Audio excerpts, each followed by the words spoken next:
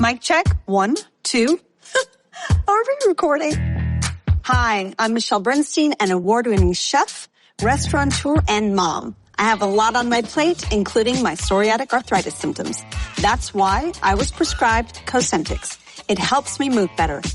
Cosentyx secukinumab is prescribed for people 2 years of age and older with active psoriatic arthritis. Don't use if you're allergic to Cosentyx. Before starting, get checked for tuberculosis. An increased risk of infections and lowered ability to fight them may occur, like tuberculosis or other serious bacterial, fungal, or viral infections. Some were fatal. Tell your doctor if you have an infection or symptoms like fevers, sweats, chills, muscle aches, or cough, had a vaccine or plan to, or if inflammatory bowel disease symptoms develop or worsen. Serious allergic reactions and severe eczema-like skin reactions may occur. Learn more at 1-844-COSENTYX or Cosentyx.com.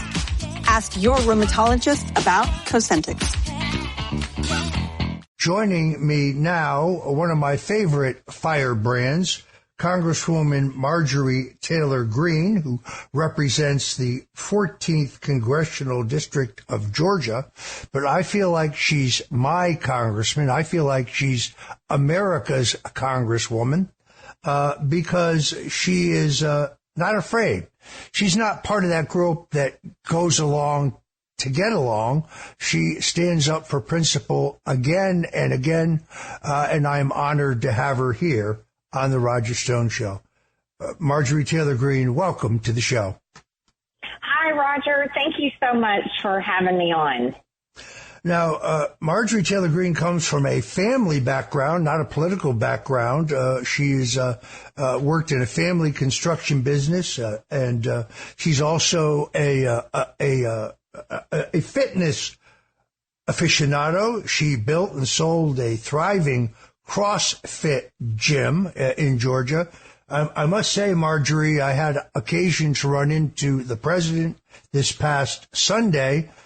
Somebody took a picture of us together, and at least 3 people told me that I'm getting fat. So I got to get back in the gym. But I admire the fact that you not only fulfill all your congressional duties, you work very hard for President Trump's reelection, yet you continue to stay in great shape. People don't know how hard that is, how much discipline that takes, but my hat is off to you. Oh, well, thank you so much. And that's not true. You are not getting fat, Roger. You look fantastic. And I really do believe in health and fitness. I think it's an extremely important part of maintaining a strong spirit and a strong mind, which is something that everyone needs, especially engaged in politics today. But yeah, I do. I come from a small business background. Our family construction company, and then starting up a CrossFit gym and successfully selling that not long before I ran for Congress.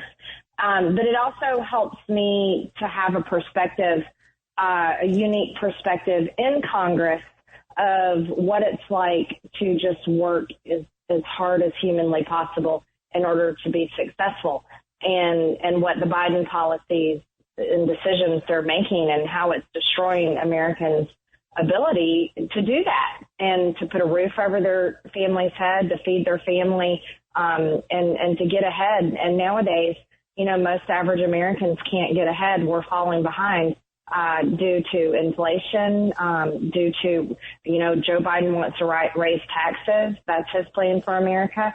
So the future doesn't look bright anymore. It actually looks pretty bleak, and it's very sad.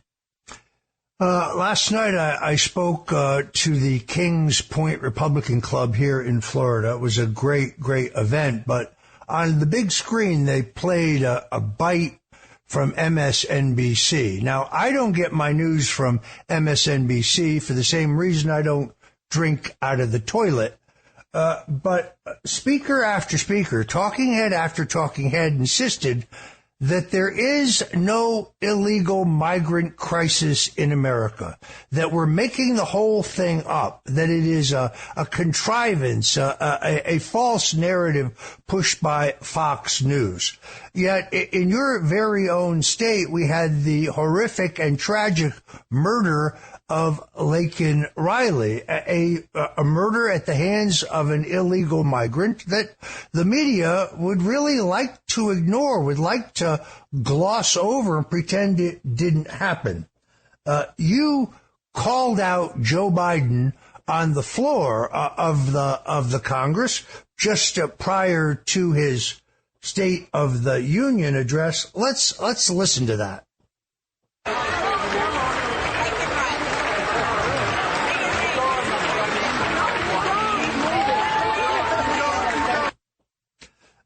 That's the sound quality's not that great, but what you heard was Marjorie Taylor Greene exhorting President Biden to say her name. That took an awful lot of courage, and of course, you had to do it again. Let's listen to this. Not really.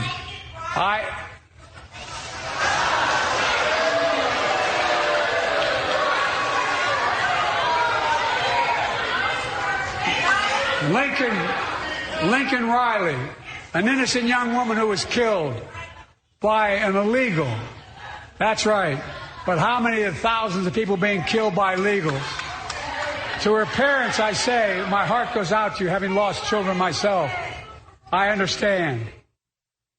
There you heard it, folks. The courageous Marjorie Taylor Greene calling out the President of the United States, making him go off script, where he then, of course, completely bungled the name of the late Laken Riley.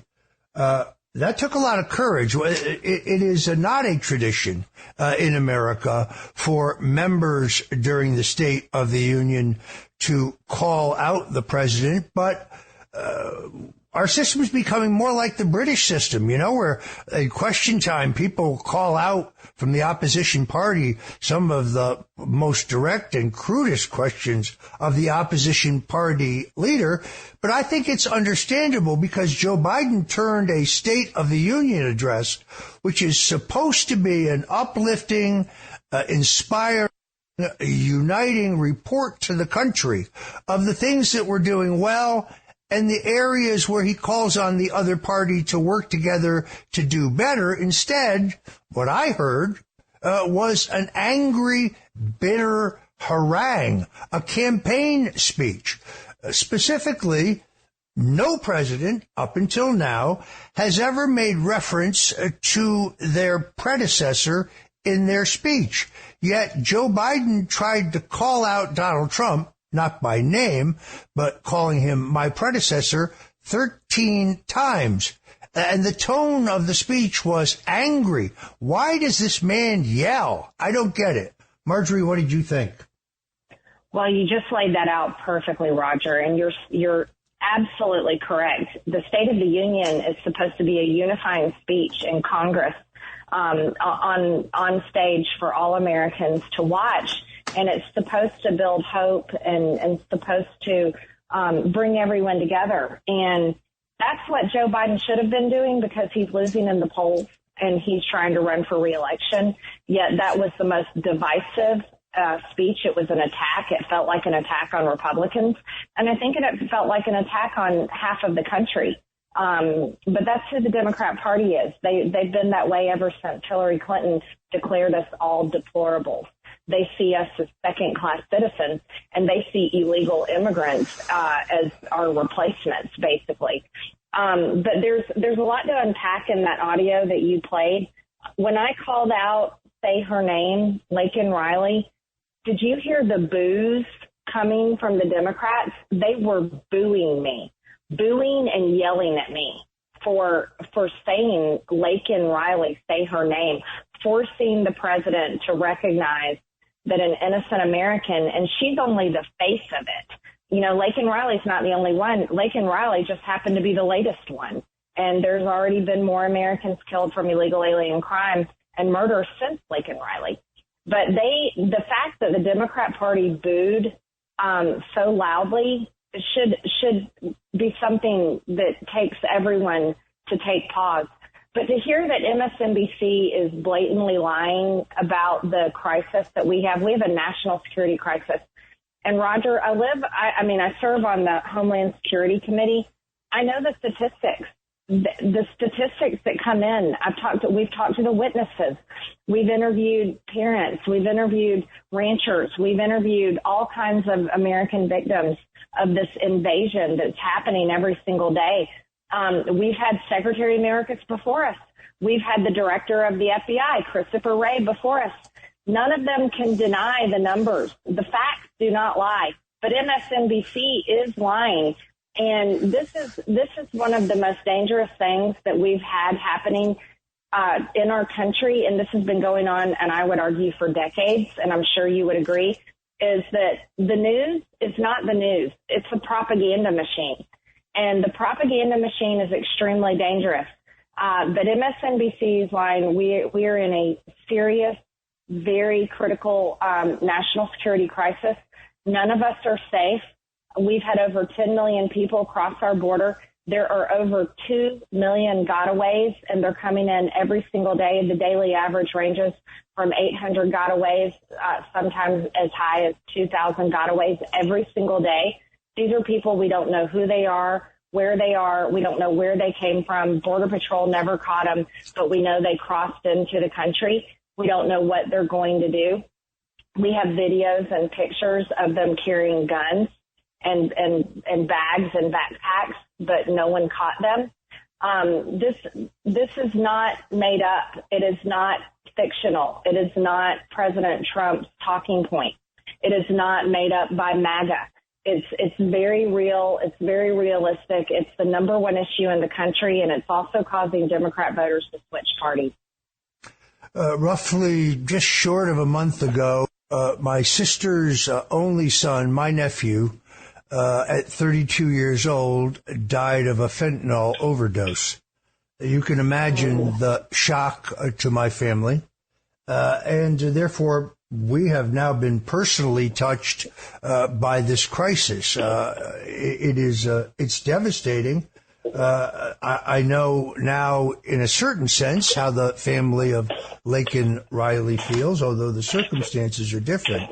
You have the mayors of New York, Boston, Chicago, openly saying that because the law requires them to pay for social services for this it can only be called an invasion of migrants, that they have a fiscal crisis, that they're going to go broke, that they have to cut sanitation and law enforcement and education and other services for American citizens. So you have a crime spike in the country. You have a fentanyl crisis in the country. You have a fiscal crisis in the country at the county, state, and city level, yet the Democrats want to pretend that none of this exists, that we're just making it all up. Well, first off, I'm very sorry for your family's loss of your nephew, and that's something that should never happen. 300 Americans die every single day, and they're poisoned by fentanyl. This crisis has come to our shores. It's come throughout our country because Chinese fentanyl is flown in and brought into Mexico, and the criminal Mexican cartels are pressing these pills and bringing them across our border and selling them across America. And it's actually, I consider it a complete attack on our country. Yesterday in Congress, they passed a TikTok ban, and no matter where anyone stands on that issue, I think the one thing to recognize is that Congress was willing to force the divestiture and the sale of TikTok from the CCP-owned company ByteDance. However, Congress and the Biden administration has not moved to force China to stop selling fentanyl to the Mexican cartel. And that's where I see the line so clearly to me, is that when Congress is willing to do something, they will do it. And we can solve all of these problems. We could steal and secure our border. We could tell Mexico that we're going to put the most extreme tariffs on your country and your trade to shut down the sale of pressed pills coming from the Mexican cartels into America. We could do it if we wanted to do it. But the most disturbing thing is that the federal government, the Biden administration, currently our Republican majority-controlled House, Democrat-controlled Senate, will not take action to stop the murder of 300 Americans every single day. And we could do it. And literally with the snap of a finger, Roger, we could do it. And I think that's a failure. And I'm really sorry for that. That's something that is unacceptable.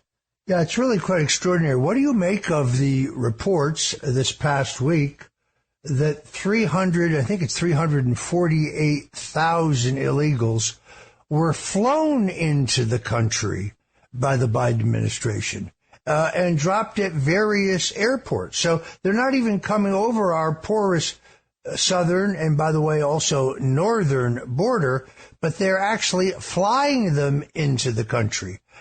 How do you justify this? It can't be justified. It cannot be justified. My answers are impeachment. I've cried out and I've introduced articles of impeachment over and over again on Joe Biden. It was my articles of impeachment that we impeached Secretary Mayorkas. I believe in extreme accountability for our government. My solution would be not funding different departments of our government for this complete betrayal. And they are literally guilty of this invasion. The Biden administration is, when they're flying illegal aliens, flying them in, like you said, they're not even coming across the border, walking across or coming across in cars at ports of entry. They're flying them in.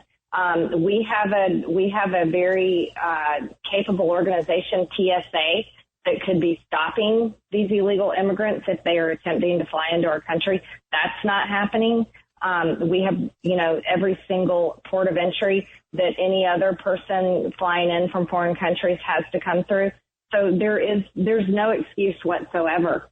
Again, Roger, I would reiterate that all of this could be changed literally with a snap of a finger, with a stroke of a pen, in one day. It all could completely change in one single day. But the Biden administration is unwilling to do it, which means they're completely guilty. They're complicit in this horrific crime against America. It is truly extraordinary. With the resignation of Rhino Ken Buck of Colorado, nominally a Republican, the Republican majority in the House, I believe, drops to two seats. And as I am out and around, people ask me, well, why don't the House Republicans do this, or why don't they do that? Is it not the sad truth of the matter? Unfortunately, everybody in the House Republican caucus is not Marjorie Taylor Greene. We have those in our own party who don't seem to want to take action regarding the epic corruption of the Biden family. You, as you point out, were the first, I believe, to introduce articles of impeachment. There's more than enough evidence today to impeach Joe Biden, certainly far more than ever existed for the two impeachments of Donald Trump. Yet some within our own ranks they just seem weak-kneed to me.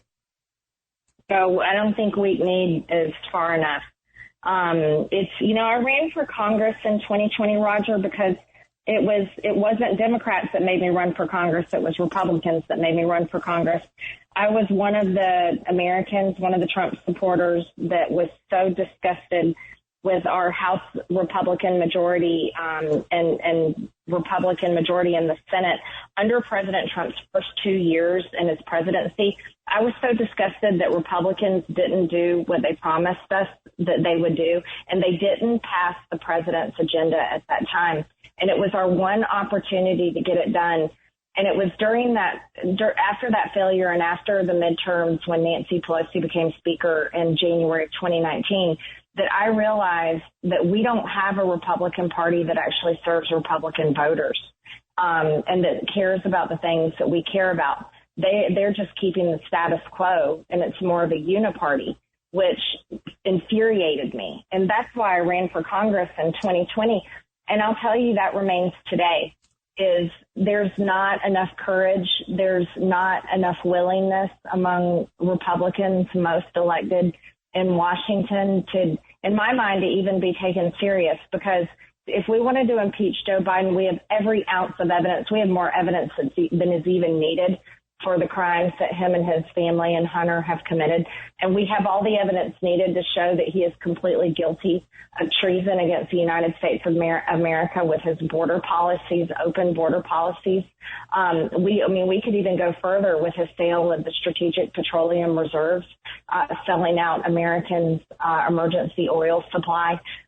Basically his attack on our energy critical infrastructure and with the Green New Deal and shutting down drilling in so many places. The list goes on, and it's truly, in my mind, treason. The policies that the Biden administration has brought against America. That's the key word, against. We have every reason, every cause, every bit of evidence. And we have a majority. If we would just vote together and take action against this administration, we could also hold them accountable in our budgets. But instead, Speaker Johnson has passed 3 Nancy Pelosi CRs extending their budget 3 times. Now a minibus was passed, which I voted against because it just was horrible. It was Chuck Schumer and Joe Biden's dream list handed on a platter by a House Republican majority. And so I don't think that America truly understands that we have all the power we need right now in our House Republican majority. We just don't have the will there to do it. And that's why primaries are so important across the country. And I don't think people understand how important they are. They can really make a change in who their Republican representative is in Congress in a red district, a really red district. And that's why it's important to engage in those. But it's also extremely important to hold whoever your elected Republican is accountable. And I'm telling you, when people make those phone calls and they send in their emails and they light them up on social media and they even show up in person and hold their own Republican representative accountable, I've seen it move mountains. I saw that happen with the Mayorkas impeachment when 8 Republicans voted with the Democrats to protect Mayorkas. I saw those people get absolutely lit up by Republican voters across the country, and they were moved, and they were sorry for that vote. And then we were able to move forward and actually eventually impeach Mayorkas.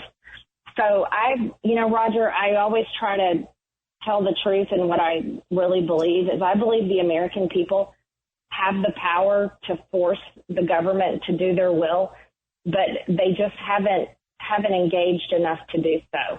And I hope they do. I support the people, and I really support people holding our government accountable.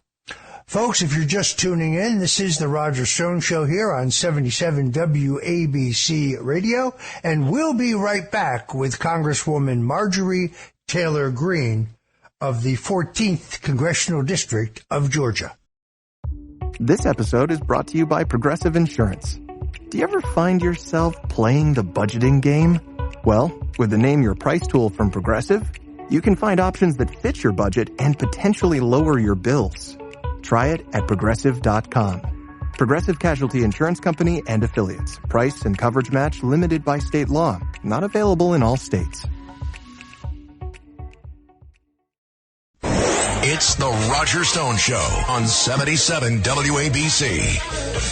We're back with Congresswoman Marjorie Taylor Greene joining us here on the Roger Stone Show. Marjorie, first of all, congratulations on President Donald Trump's smashing victory in the Georgia primary. And he really made history this past week because with the results from the Hawaii and Washington state Republican presidential primaries, he cinched the 2024 Republican nomination, becoming one of only 3 men in the history of the country to be nominated for president 3 times by the Republican Party. You played a crucial role in that. How do you feel about the president's prospects moving forward? And specifically, I feel very, very good about these changes of leadership at the Republican National Committee, but I want to hear how you feel. So here in Georgia, we have a situation that's not being talked about, and I'm starting to raise it because I'm really concerned. In 2020, in the presidential election, there was a third-party candidate, Jorgensen, and President Trump lost Georgia by less than 12,000 votes.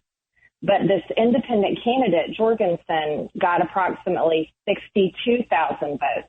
Now, without Jorgensen in the race, I think it's arguable that President Trump would have had more votes and would have won Georgia, even outside of the absentee ballot fraud that happened here in our state.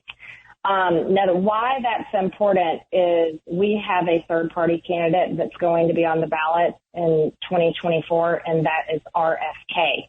RFK is going to be on the ballot in Georgia. Now, I want to throw in a little statistic to add to this. In 2022, in our governor's race between Kemp and Stacey Abrams, there was also a third-party candidate, Shane Hazel. Shane Hazel, even though he had no money, no campaign whatsoever, was able to get 27,000 votes. And that these numbers are important because it shows there is an element in Georgia that will vote for a third-party candidate, no matter who they are and no matter how much their ability is to campaign. And the fact that they can't even win, we still have a small portion of voters that will do that. Now, how will that play out in the state of Georgia in 2024 on the presidential ticket, I think is really concerning to me. RFK, I'm not sure who all he pulls votes on, but he does pull some Republican voters, conservative voters, that the vaccine is a big issue to them, because RFK is anti-COVID vaccine. And this is, I think this could be damaging to President Trump in Georgia. And the reason why I'm, kind of pulling the alarms and hopefully waking everyone up to this is we have to do a really good job in Georgia in educating voters that no matter how much you agree with RFK, maybe on the vaccine issue, if you vote for RFK, you're voting for Joe Biden, and you will be continuing this agenda and this regime's agenda that is destroying our country. And that's why we have to pull together and vote for President Trump. Another concern that I have is this past week with the primary election that happened here in Georgia is Nikki Haley pulled 77,000 votes. Now, some of that voting was done with early voting before she dropped out. However, it's still extended, and it was enough for her to get 77,000 votes. Those were those Metro Atlanta Never Trumper voters that still linger, even though I can't comprehend why.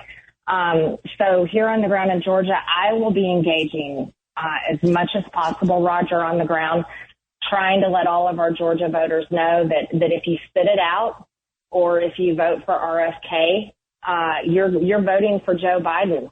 And that is the only way we can look at it. That's the only way we can say it, because only a vote for President Trump in Georgia and across the country is going to make the changes we need and going to move forward to save our country. Well, unfortunately, we are out of time. I want to thank Congresswoman Marjorie Taylor Greene for joining us here this Sunday on The Roger Stone Show.